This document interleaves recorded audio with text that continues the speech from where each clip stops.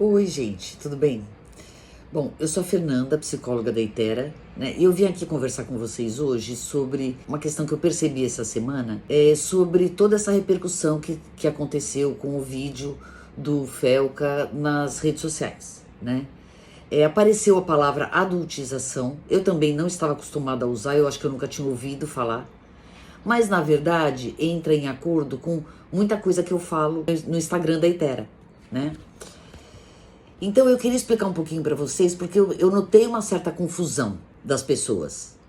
E eu vim aqui para explicar para vocês exatamente o que significa, até para vocês perceberem se sem querer vocês não estão cometendo esse erro em casa.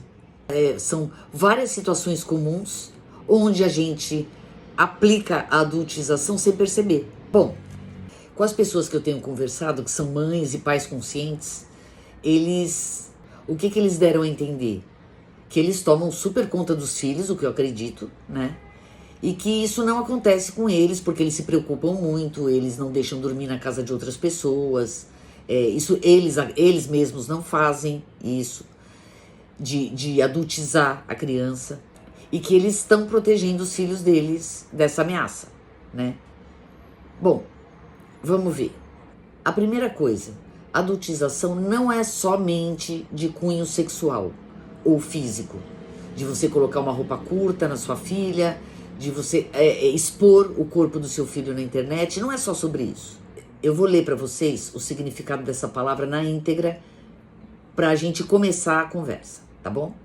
Adultização é quando uma criança ou adolescente começa a assumir responsabilidades, comportamentos ou preocupações típicas de um adulto antes da hora, de forma precoce e não saudável para a etapa de desenvolvimento em que está.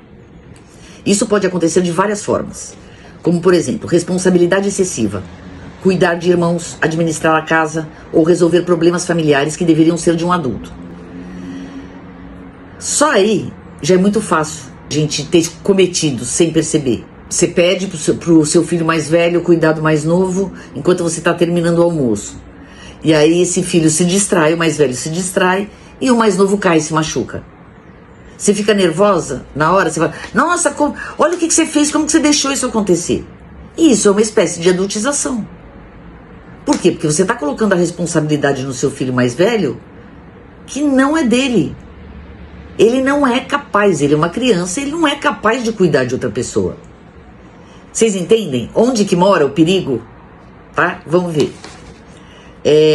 Exposição a conteúdos e conversas adultas. Temas sexuais, violência, problemas financeiros ou conflitos conjugais. Quantas vezes não pode ter acontecido na sua família, por exemplo, de você discutir com seu marido, estava ali em família e teve uma pauta ali que vocês não concordam e começa uma discussão. A criança, ela não sabe dividir entre ela e o outro. Quanto menor a criança, menos ela sabe dividir. Para a criança, a família é ela e é tudo, é uma coisa só, né? E aí quando tem um mal-estar naquele lugar que é ela e tudo, ela se sente na obrigação de terminar com aquilo, porque não é confortável. Então, olha o peso que ela já sente de não querer que os pais briguem. Porque para uma criança, os pais brigarem é como se fosse o fim dela. Quanto menor, isso é mais forte. Um outro exemplo sobre problemas financeiros. A mãe está discutindo com o pai, esse mês não vai dar para pagar as contas. Como que a gente vai comer? Qualquer frase assim que é dita numa conversa, numa discussão. Aí a criança escuta, como é que a gente vai comer? O que pode acontecer é a falta de confiança em relação à sobrevivência dessa criança. E, em consequência disso, uma preocupação em que ela precisa trabalhar para ajudar, porque senão não vai conseguir. Vocês entendem? Aí ela pode tentar fazer coisas que, ludicamente, ela pode tentar fazer coisas, mas não com esta preocupação. O problema é a preocupação que a criança adquire. E que é sério e que não é para a idade dela. Vocês entenderam? Então, é claro que agora não virou um exército na sua casa onde você não pode falar nada. Você só não pode falar na frente da criança. O ideal é que você, quando tem uma pauta para conversar com seu marido sobre essas questões aqui que eu acabei de falar, o que você pode fazer? você pode esperar eles dormirem e conversar, né? Uma outra dica é: não converse com seu filho dormindo no mesmo local. Coloca ele para dormir em outro local e vai conversar com seu marido no quarto. Quantas vezes você, quando pequeno, fingiu que estava dormindo e não estava? Eu, um monte de vezes. Um monte de vezes. Vocês percebem o perigo disso?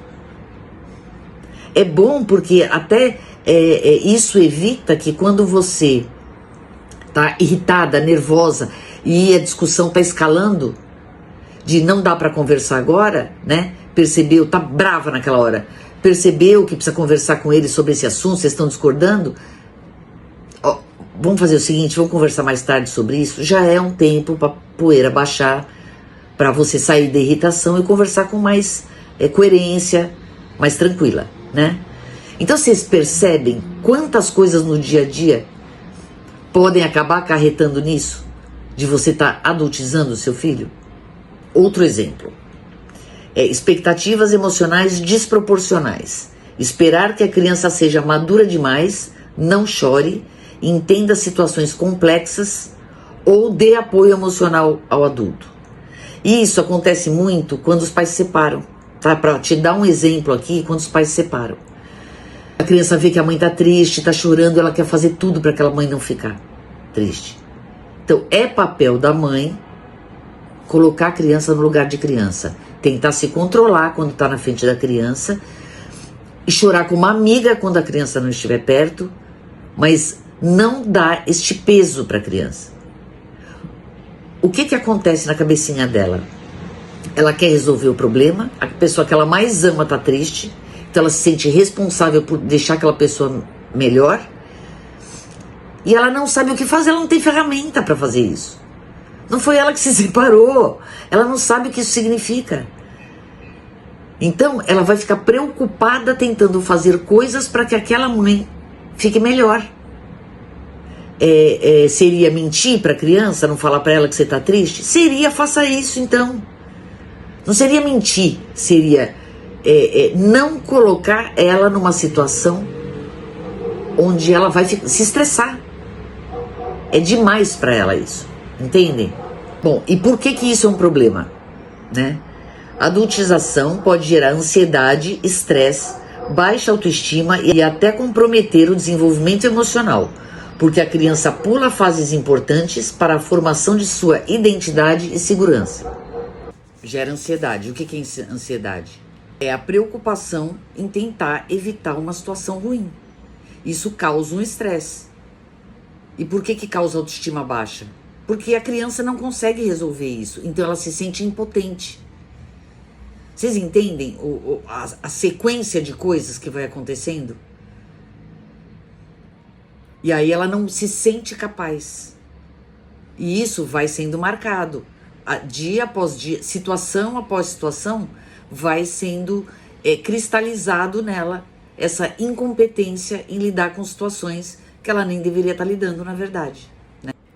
Bom, então eu vou falar primeiro um pouquinho, uma historinha, né? No passado, como é que eram as coisas? Quais obrigações que uma criança tinha no passado? Ela tinha que comer direitinho e dormir na hora que a mãe e o pai mandavam, aí ficava de tarde brincando. Lá nos antigamente mesmo, a maioria das mães não trabalhavam, então elas brincavam enquanto a mãe estava fazendo as coisas de casa e tal. Gastavam energia, brincavam com os irmãos, antigamente você tinha mais filhos também, né? E ela tinha que ir no momento de época de escola, ir pra escola, fazer a lição de casa, respeitar os irmãos, guardar suas coisas, tá. Aí, e principalmente brincavam, né? O tempo foi passando e os perigos fora de casa foram aumentando, fica mais complicado da criança brincar na rua. Agora, brincar na rua nem pensar, mas assim, pode brincar no condomínio e tal. E por causa de todas essas preocupações da vida moderna, as crianças ficam mais em casa. Para que as crianças não fiquem em casa, e às vezes nem dá para ficar em casa porque os pais têm que trabalhar mais hoje, o que os pais resolveram fazer? Isso é gradativo, tá? Foi acontecendo. Já que as crianças não gastam energia, vamos colocar no esporte. Aí passou a ser colocar no esporte. E aí, com mais trabalho, mais tempo fora de casa dos pais, hoje em dia a agenda das crianças a quilométrica. Tem 890 compromissos durante a semana. Então tem o judô, o balé, o jiu-jitsu, a aula de violão, a aula de matemática, porque não ensina direito na escola, ou a criança está muito dispersa para captar as informações na escola, aí é aula particular de matemática, aí é aula perto de prova. Aí a criança tem uma agenda quilométrica a semana toda. Então, tudo que ele puder aprender, no tempo que ele tiver, para ele superar o próximo, para ele ficar em vantagem, né, com relação às outras pessoas. Sabe quando seu filho vai ficar em vantagem com as outras pessoas? Quando ele passar por situações relacionadas à idade dele. Ensinar ele a estar presente. Ensinar ele a valorizar as coisas. Ter tempo de ócio. Porque criança é criativa e criança precisa brincar. E criança precisa lidar com a frustração de não ter o que fazer. Vocês entendem o que é preparar os filhos, psicologicamente falando? Porque ferramenta física, ferramenta de informação, vocês estão dando um monte. Mas vocês estão dando ferramenta emocional para eles? Essa é a minha pergunta. Outro dia eu estava conversando com um pai super atento, né? E esse pai esportista. E estava comentando da filha dele, que o sonho dela é ser bailarina. E que essa criança faz balé desde não sei que idade. Hoje ela tem 12 ou 13, mais ou menos. E ela é muito boa e ela passa por competição. E aí ele estava comentando assim, que a família vive um pouco em função disso. E que a família toda se prontifica. Então é dinheiro para a fantasia da apresentação. É dinheiro para levar até o local da apresentação, que muitas vezes é em outra cidade e tal. E isso estava ficando complicado para ele. E também a criança estava cheia de problemas já de ossos. Problema no joelho, problema no pé. Por causa do excesso de exercício. Porque a criança quer ser a melhor. Ela quer ser uma bailarina, ela quer ser aceita em alguma escola, Eu sempre pensei sobre isso. O que vale mais? Essa criança treinar como um adulto e ficar com o joelho ferrado, com os pés ferrados. Dizem, né, que eu não sei, nunca vi, mas que pé de bailarina é todo estrupiado, que faz parte da profissão e tal, mas estrupiar desde criança. Então qual que é o momento, entendeu? Qual que é ali o senso, onde está o senso do que é mais importante para a criança? E outra coisa, se ele falou que tá gastando demais, que até ia desacelerar por causa dessas duas coisas. Vocês imaginam, se essa criança já não ouviu, que se é gasto todo esse dinheiro com ela, ela tem que ganhar os campeonatos, as competições? Com certeza já ouviu. E é uma preocupação verídica, uma verdade, assim, real do pai. Né? Ele tá fazendo todo o possível, mas ele não tem dinheiro para isso tudo. Só que, isso é uma verdade. Agora, a outra verdade é como é que a criança aceita isso? Ela escuta, como é que ela escuta isso? Eu tenho que ganhar de qualquer jeito. Essa responsabilidade de ter que ganhar, porque se os pais gastam com ela, ela tem que ganhar. Não, ela tem que praticar, se foi o caso, né? Tá pagando aula, então não põe para competir. Então vocês percebem que o motivo por que ela vai parar de competir não é por consciência do pai? É por dois motivos importantes, mas não pelo verdadeiro motivo, pelo principal motivo. Que ele está adultizando essa criança.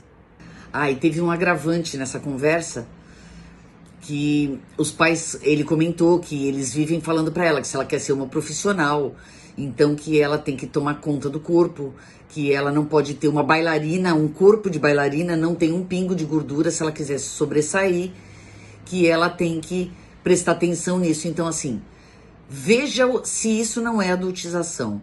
Preocupar uma criança de 12 anos tem que se preocupar com o que ela come? E a preocupação da mãe com o que ela come não tem que ser com a saúde dela? Tem que ser com o corpo de bailarina? Só para que vocês entendam o que está acontecendo, a criança, o pai comentou que ela tá se cortando. que ela está fazendo automutilação. Veja o quanto isso é sério, tá? Por que uma criança não deve ser muito preocupada com o corpo quando ela é pequena? Porque ela vai passar por fases que naturalmente ela vai estar mais gordinha, né? Isso até tem uma postagem grande no meu Instagram sobre isso, que fala o processo de crescimento, de amadurecimento, ele passa por fases. Então, em determinadas fases da idade da criança, a concentração de amadurecimento é cerebral. Em outras fases, ele é corporal, ele é físico. Então, o que isso acaba gerando? A criança, quando ela está no crescimento físico, é quando ela dá espichada. Quando ela está no crescimento cerebral, dá uma estacionada no crescimento, o amadurecimento passa a ser cerebral. Neste momento em que ele é cerebral, a criança, ela para de crescer, ela vai acumulando gordura. Então é uma fase em que a criança engorda um pouquinho mesmo. Ela vai acumulando gordura, para quando voltar o crescimento a ser físico, ela tem gordura para espichar. Então são fases que isso vai acontecendo. No Instagram eu tenho uma postagem sobre isso, dizendo até quais são as idades, eu não lembro agora exatamente, mas fala quais são as idades em que a criança, tipo 11, 12 anos, se eu não me engano, quase certeza, é exatamente essa fase em que está paralisado o crescimento físico e é o intelectual, é o cerebral que está em andamento. Então é quando a criança fica um pouquinho mais gordinha. Ela dá uma enchida para daqui a pouco, quando começar o amadurecimento físico, ela dá aquela espichada. Olha o que essa informação pode causar. Ela vai tentar emagrecer e não vai conseguir nessa fase. Vocês entendem o quanto isso é sério? E assim, pai cuidadoso ao extremo, tá? Então, olha só quantos pontos eu falei aqui que vocês podem estar errando sem perceber. Então, vamos pensar um pouquinho sobre isso? Né? Onde será que eu estou adultizando meu filho em casa? Não é um crime, tá? Então, o ideal é que vocês tomem consciência e percebam, nossa, eu não tinha reparado que eu estou fazendo isso. Principalmente pais que brigam muito, discutam quando a criança não estiver perto, nem dormindo. Outra coisa, é motivo de uma separação, por exemplo. Né? Conversar sobre separação nunca na frente de uma criança. Você chegar para a criança, explicar o que está acontecendo e deixar ela ciente, né? O papai vai sair de casa, alguma coisa assim. Isso, ok, precisa ser explicado. Agora, conversar com uma amiga no telefone, achando que a criança não está ouvindo, porque ela está brincando ali no cantinho, nem está olhando para você, ela está ouvindo. E ela pode fazer ligações, porque a criança é muito literal, então ela vai fazer ligações diretas. Por exemplo, uma frasezinha assim. Não, porque você sabe, né? Desde que eu engravidei, ele começou a mudar comigo. Pode ser uma realidade? Pode. Agora, o que a criança entende disso? Da onde ela veio? De uma gravidez. Filha única, por exemplo, engravidou dela. O casamento começou a ser estragado porque depois que a mãe engravidou. Tô dando como exemplo. Você percebe o que fica gravado na cabeça da criança? Então vamos pensar um pouquinho sobre isso? Tenta identificar, aí conversa com a sua mulher ou com o seu marido, né? Vê o que pode fazer, porque assim, é óbvio, se você tá numa discussão, você tá no emocional, você não tá pensando. Então tá, vamos combinar uma coisa, marido? Toda vez que a gente precisar conversar sobre conversa de adulto, a gente deixa a criança com a minha mãe e vai ali no barzinho bater um papo. Ou depois que ela dormiu e estiver no quarto dela, a gente conversa. E isso até esfria a discussão, faz os dois pensarem mais e não faz a criança ouvir o tipo de coisa que pode prejudicar muito ela no futuro. Tá bom? Eu conto com vocês. Um beijo, até a próxima.